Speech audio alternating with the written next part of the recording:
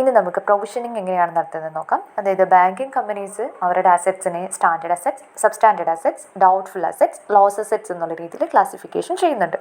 അപ്പോൾ ഇത് ക്ലാസിഫിക്കേഷൻ ചെയ്ത് കഴിഞ്ഞാൽ ഈ ഓരോ ക്ലാസ്സിലും വരുന്ന അസറ്റ്സിന്മേൽ ഒരു പ്രൊവിഷൻ ക്രിയേറ്റ് ചെയ്യണം. അത് ഒരു നിശ്ചിത പെർസെൻറ്റേജ് പ്രൊവിഷനാണ് ക്രിയേറ്റ് ചെയ്യേണ്ടത്. അപ്പോൾ അത് എത്ര പെർസെൻറ്റേജ് ആണ് നമ്മൾ ഈ പ്രൊവിഷൻ ക്രിയേറ്റ് ചെയ്യേണ്ടത് എന്നുള്ളതാണ് ഇതിൽ നമുക്ക് പഠിക്കാനുള്ളത്. അപ്പോൾ സ്റ്റാൻഡേർഡ് അസറ്റ് എന്ന് പറയുമ്പം സ്റ്റാൻഡേർഡ് അസറ്റിന്മേൽ 0.40% പ്രൊവിഷനാണ് മാറ്റിവെക്കേണ്ടത്. ഇനി സബ്സ്റ്റാൻഡേർഡ് അസറ്റ്സ് ആണെങ്കിൽ 15% പ്രൊവിഷനാണ് അവിടെ മാറ്റിവെക്കേണ്ടത്.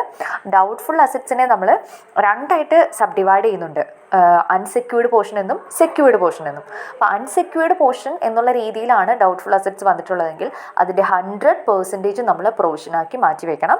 ഇനി അതുപോലെ തന്നെ സെക്യൂർഡ് പോർഷൻ എന്ന് പറയുന്ന ഒരു കേസ് കൂടിയുണ്ട്. ഡൗട്ട്ഫുൾ അസറ്റ്സിൽ സെക്യൂർഡ് പോർഷനും ഉണ്ടാവും. അപ്പോൾ ആ സെക്യൂർഡ് പോർഷനിലെ തന്നെ നമ്മൾ പിന്നെയും 3 ആയിട്ട് സബ് ഡിവൈഡ് ചെയ്യുന്നുണ്ട്. അതായത് ഡൗട്ട്ഫുൾ അപ് ടു 1 ഇയർ, ഒരു വർഷമായിട്ട് മാത്രം ഡൗട്ട്ഫുൾ ആയിട്ടുള്ളതിനെ നമ്മൾ 25% പ്രൊവിഷനാണ് ക്രിയേറ്റ് ചെയ്യേണ്ടത്. ഇനി 1 to 3 years, doubtful for 1 to 3 years ആയിട്ടുള്ള അസറ്റ്സിന് നമ്മൾ 40% ആണ് പ്രൊവിഷൻ മാറ്റിവെക്കേണ്ടത്.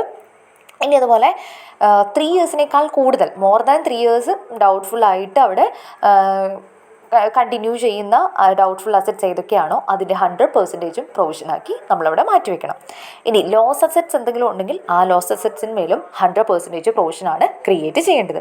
അപ്പോൾ ബാങ്കിങ് കമ്പനീസിൻ്റെ കേസിൽ ഈ പ്രൊവിഷനിങ് എന്ന് പറയുന്നത് എക്സാം ടൈമിൽ ചോദിക്കാറുണ്ട്, ചില എക്സാംസിനൊക്കെ ചോദിക്കാറുണ്ട്.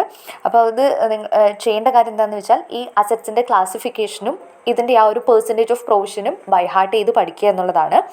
എന്നിട്ട് ഇതിൻ്റെ പ്രോബ്ലം ചെയ്യാനായിട്ട് വളരെ സിമ്പിളാണ്. നമുക്കൊരു ക്വസ്റ്റ്യൻ തരും, ആ ക്വസ്റ്റ്യനിൽ ഓരോ അസറ്റ്സും സ്റ്റാൻഡേർഡ് അസറ്റ് ഏതാണ്, സബ്സ്റ്റാൻഡേർഡ് അസറ്റ് ഏതാണെന്നുള്ളതൊക്കെ തന്നിട്ടുണ്ടായിരിക്കും. അപ്പോൾ അത് നമ്മൾ മനസ്സിലാക്കുക.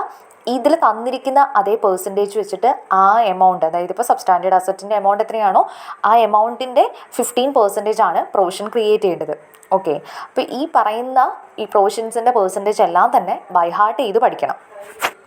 അപ്പോൾ ഇതിൻ്റെ ഒരു പ്രോബ്ലം എങ്ങനെയാണ് ചെയ്യുന്നത് എന്നുള്ളത് നമുക്ക് നെക്സ്റ്റ് വീഡിയോയിൽ നമുക്ക് പഠിക്കാം.